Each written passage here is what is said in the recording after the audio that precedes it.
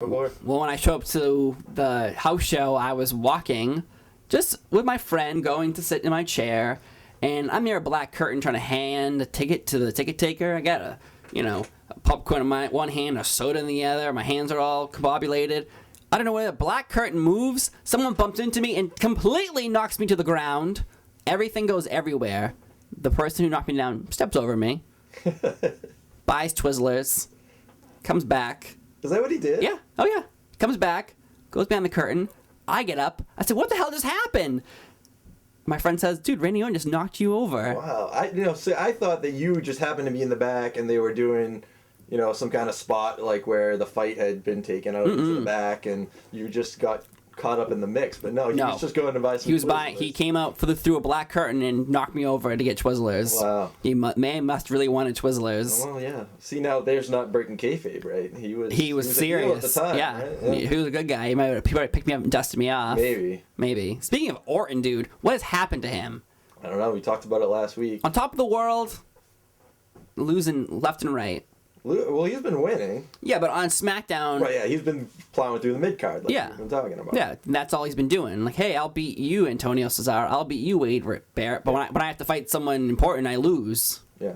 Why? I don't know. I'm really getting sick of seeing him fight Wade Barrett, though. I mean, it seems to be the go-to match these days. He did get a chance, though. He is going to be in the Elimination Chamber for the shot at whoever is the World Heavyweight Champion at WrestleMania. So it's him and three other wrestlers. I don't want to mention them yet because I'll ruin the SmackDown moment, which would happen in like 10 minutes. But I want to talk about the World Heavyweight title for a moment. Alberto Del Rio. You wrote a blog about him, and I really like that blog. Cheap plug. But on Monday night, the big storyline was Big Show was via satellite somewhere in a hotel room. And Del Rio was, I want to beat you up. And Big Show says, you'll never find me.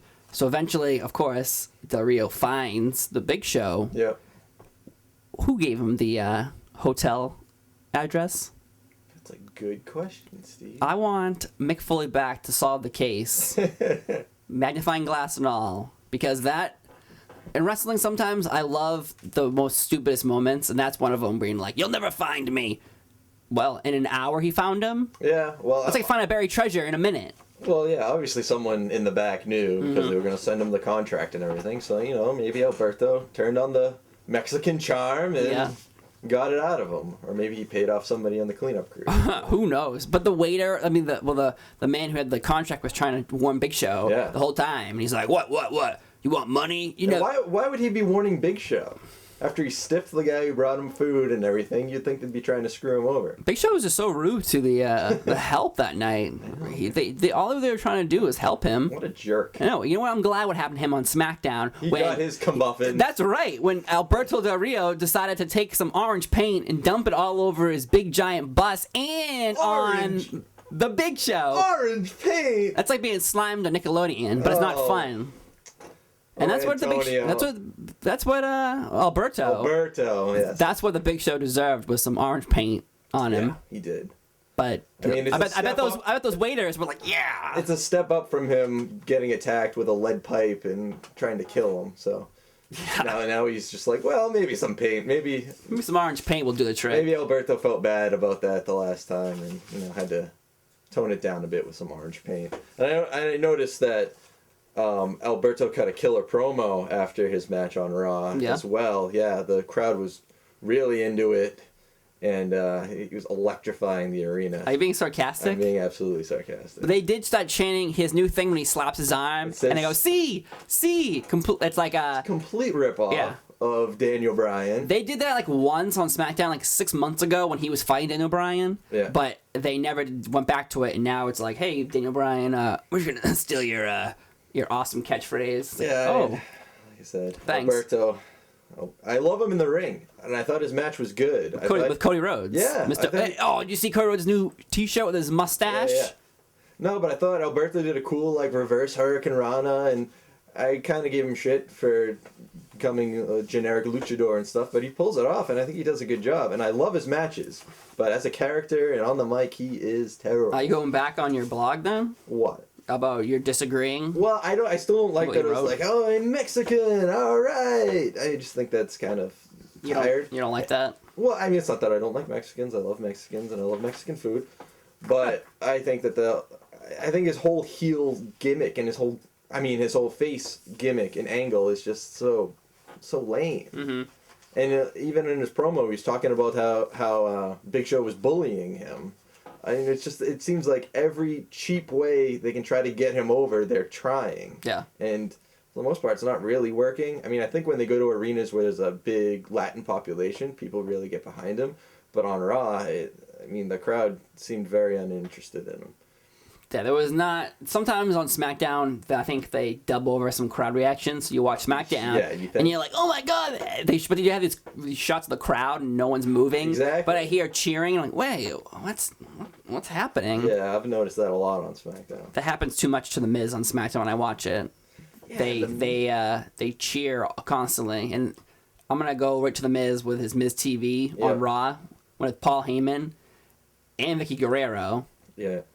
Those two together. Yeah, that's pretty good. Like, Vicky Guerrero used to annoy me completely, but I think like she's watched Paul Heyman, and it's like she's probably figured out how to do subtly be the best you can be, not over the top. Excuse me is over the top, but that's what makes her great. Well, yeah, I mean it gets a reaction. Yeah, every time. Stop doing it either. I wouldn't stop. But Miz TV, just the great moments clearly were when Paul Heyman kept talking about how that wasn't him on that video. That couldn't have been him. What are you talking about? And then he kept going. The Miz kept goading him. And eventually, Paul Heyman was like, "You're insulting me, and I don't like being insulted." And face to face, and that great music. Yeah. The Brock Lesnar music. Oh, but the Miz was ready. Yeah. He was clearing stuff out of the way. He was ready for a fight. But Paul Heyman's so good at his job, though. When he heard that music, he grabbed Vicky Guerrero and rushed her outside the ring, just to show like the urgency, like something bad's gonna happen. Right, like, I can't control this guy. You need to get out of here because it's gonna be bad. Yeah. He doesn't grab the Miz and lets him out, of course. No. But that's what's great about him. It's like he's even a bad guy, but he's nice to the other bad guys. Yeah. He's not like I'm out for myself and black and white evil. He's like, oh my god, Vicky Guerrero, I need to get you out. I feel bad for you. I need to save you. He's very aware, and he does do a lot of those subtle things, the things we pick apart. Like when we were talking about how did Alberto get into the hotel? How did he figure it out? You don't really come up with stuff like that when Paul Heyman's involved because he's got all those angles figured out, which makes him fun to watch. And now that Brock Lesnar is back, Vicky Guerrero re-signed him to a new contract, 2-year contract, which means we'll be seeing a lot more of him probably beating the crap out of the Miz, which I'm excited about. Man, and he got F5 like onto that couch. Dude, that's what I tweeted that night. I said, Miz, you don't get in people's faces who can lift up a couch with one arm with ease. Yeah. One couch. I'm pretty sure I heard Heyman be like, no, watch over the couch. Yeah. And yep. I thought that he was in the good position and he wasn't going to get dumped on it, but he totally did. And that's what made it great. And then when The Miz first got thrown in the ring, Brock Lesnar started throwing those director's chairs out, and he missed him as once, and then he nailed him in the face. Yeah. It's like, don't you try to move? I'm going to hit you in the face with this. And then I was thinking when he was throwing the couches out and stuff, like, what if he like threw it into the crowd by accident? I always think that when ladders fall out of the ring, that's going to happen to somebody. It's surprising that more stuff like that doesn't happen. But when The Miz was face-to-face with Lesnar, Paul Heyman screaming out, stop, please stop now, Mr. Mizanian. I can't even say his last name probably. Yeah. Don't say another word. He knew what was going to happen to him. Yeah. Miz is just... But you know what? Miz actually kind of stood up as a man, because I've been not liking the Miz since he turned a good guy. But when he shoved Brock Lesnar first, he wasn't punched first in the face. He was the one who started the physical confrontation. And then I was like, all right, Miz, you weren't a pussy in that moment. Yeah. No, I don't really like the Miz as a face either. It seems like his balls have been cut off. It's just not the same. Like he still kind of has his attitude and stuff like that, but no, the Miz could be shut down by CM Punk interviewing like a heartbeat. Oh, are you kidding me? You would just demolish him. No, I don't think anyone's really in CM Punk's league as far as promo goes. Not even The Rock. Really? Well, it's two different things. Yeah. Well, yeah, exactly. Exactly. It's like watching a comedy or a drama. Right. They're not the same, but they're both good. Like CM Punk goes out there and he hits on, these really good points and all this. I mean, he really gets in depth with what he says. And, The Rock comes out and he raises his eyebrow and he comes up with his catchphrases and the crowd eats it up. They're both good, But I mean, I think that CM Punk could run circles around him. I agree. CM Punk. Like even what we were talking about last week when he said like, "Oh, do you want to be a punk ass bitch and sit up there on the stage?" And he's like, "All right, I'll be a punk ass bitch." Yeah, because swearing's cool. I'm like, all right, you just totally shut him down right there. In like 2 seconds. Yeah, absolutely. And that's what made it the best moment. But the thing was, with CM Punk on Raw, though, he had an interview, and then he had to wrestle later on the night with the WWE app active. You have to go on there. You had to vote. Dude, I wrote this down.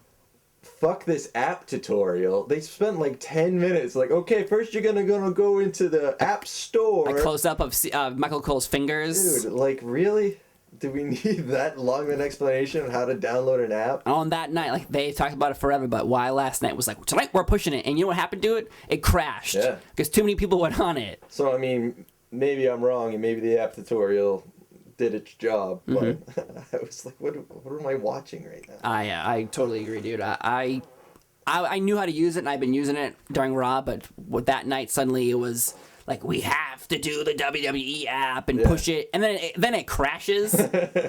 So you promote it the whole time, and then out of nowhere it crashes, and you're like, oh well, this is sorry guys, go to WWE.com. Thanks. Right. But Chris Jericho won. Thank the gods. Yeah. Because that was a WrestleMania 27 rewind. Yeah. Well, they fought again. And, oh my god. Actually, I'm sorry, 28. I can't believe I just misquoted myself. Nope. Steve fucked up. Oh, no. This time. But Chris Jericho and CM Punk. And they had like 25 minutes. And the best part of that match was Punk had, I forget what hold he had him in, but he had Jericho in a hold, and he's yelling at the ref, ask him, which is obviously what Jericho does all the time. Yes. So I thought that was pretty cool. That was probably my favorite part of that match, which is funny because that wasn't even the move. That was just him yelling out stuff. Yeah, and then he was yelling at the crowd like, "Oh, I thought I was overrated. Sit down, Marks." Like, yep. Punk is like, he's hitting his stride right now. It's really fun to watch. And the development, too, because then he even said, I think, early in the night, maybe it was last week, when he's like, in 20 years, you'll all be talking about how great I was right now, but right now you're booing me. And that's true. You know what I mean? 20 years, like, man, he was the best heel. Yeah, no, he is. He's in a different class. And he chose that path, too, because I read on a line a long time ago where he wanted to be the number one guy. He realized he's never going to be number one good guy because John Cena's got that locked in. So he's like, all right, how do I become number one? And I didn't like Punk as a good guy. Yeah. Because you could tell it wasn't him. You could tell that you weren't getting the most out of him. Well, because it was him in the beginning. It's just like if Cena tried to be a heel. Yeah. It wouldn't work. You'd know, like, this isn't what this guy's about. Like, suddenly it'd be like suddenly he's tag teaming with, like, Antonio Cesaro, and you'd be like, why is John Cena, so he's a bad guy, he has to team up with Wade Barrett or somebody? Like, I don't like that when that happens. Like, we have to be friends. Yeah. But the main event, though, A+, between two great superstars. Yeah. No, it was a great match. And Y2J is looking pretty solid coming back. Yeah, man, I'm a huge Y2J fan. Always have been. I own like his original WWE T-shirt, which is it looks pretty stupid actually. It's just Y2J in blue. That's it. I remember that. But then I got a Jerichoholic shirt, and that was awesome. But now they make it with looks like a Jack Daniels bottle. Really? Yeah. I haven't seen that. It's on the back. It looks disgusting. Let's talk about T-shirts for a moment actually, because I hate wrestling shirts sometimes. They have great ideas. Sometimes, like one was Miz years ago, it said chick magnet. Yeah. So I had a little chick and a magnet. Great front, right? But on the back, it's like in huge letters, The Miz. Like, it ruins it. Yeah, you would think that they would kind of try to make it not so, like, put WWE all over it. Like, have some kind of crossover appeal. You would think so, wouldn't you? Yeah. But, like, I saw Cody Rhodes' new shirt, the mustache, and I looked at that, and I was like, please God, please God. And it turned around, and there wasn't a big... I think, like, on the top. It's a little circle. Yeah, a little circle. I forget exactly what it says inside, but, yeah, I think that's an example of what they should be doing as far as... All the time. Yeah. Some of them are just ugly. Well, yeah. Like a giant skull, and, like... What about WMD? If you wore that shirt anywhere, besides at a wrestling event, people would think you were a piece of shit. Yeah, like, WMDs, go fuck yourself. Or at least be like, what the hell is that? No one knows the hell. No. Big Show. This stupid thing. And then what was that one with Mark Henry? Where it was just